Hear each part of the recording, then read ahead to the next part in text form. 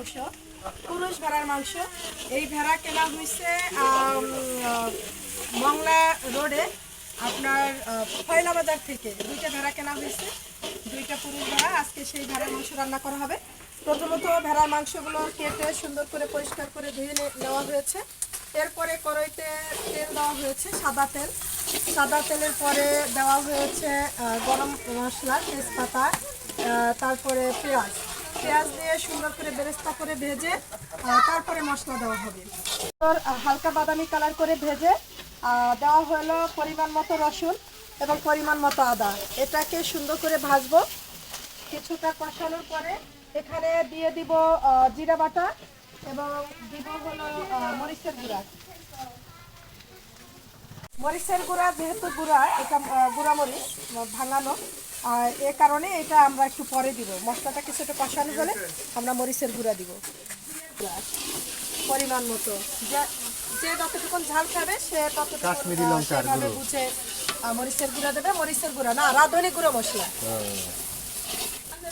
এখন আমরা দিয়ে দেবো পরিমাণ মতো হলুদ,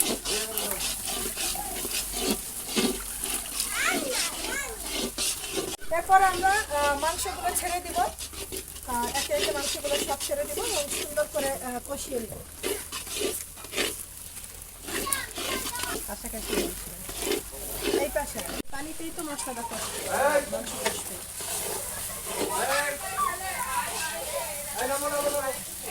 যেহেতু ওই পানি সহ আশ্চর্য।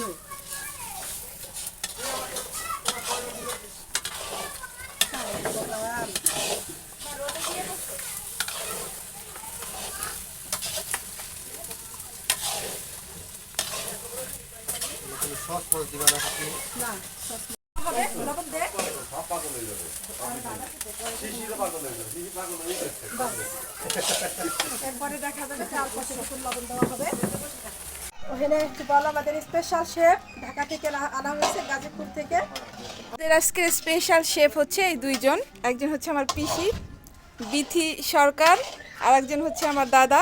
এ পর্যায়ে দিয়ে দিলাম কিছু গোটা রসুন।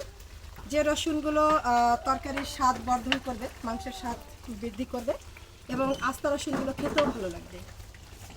কষানো চলছে, যত মাংসটা কষানো হবে, ভালো কষানো হবে, তত খেতে টেস্ট হবে। দিয়ে দিলাম মাংসতে পানি, গরম পানি। এরপরে জাল দেওয়া হবে এবং প্রায় কষানোতেই মাংস অর্ধেকের বেশি সিদ্ধ হয়ে আসছে। 75% সিদ্ধ হয়ে গেছে, আর বাকিটা পানি, মানে ঝোলের পানি দেওয়ার পরে বাকিটা সিদ্ধ হবে।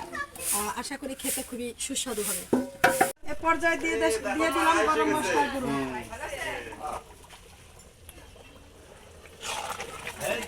মাংস রান্না শেষ।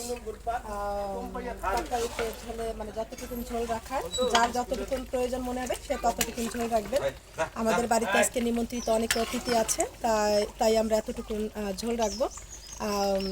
মাংসটা অনেক সুন্দর হয়েছে। বন্ধুরা, কে কে খেতে ইচ্ছুক তারা চলে আসেন কলিগ্রাম।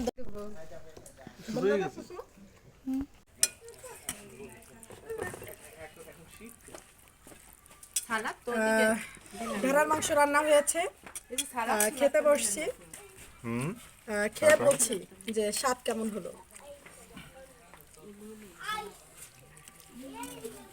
সেই স্বাদ ভিউয়ার্স, যদি না খান আপনারা বুঝতে পারবেন না। আপনাদেরকে আগেই দাওয়াত দেওয়া হয়েছিল, এই যে দাওয়াত পেয়ে অনেকে চলে আসছে খেতে। আপনারা যারা আসেন না, তো আপনারা কিন্তু মিস করেছেন।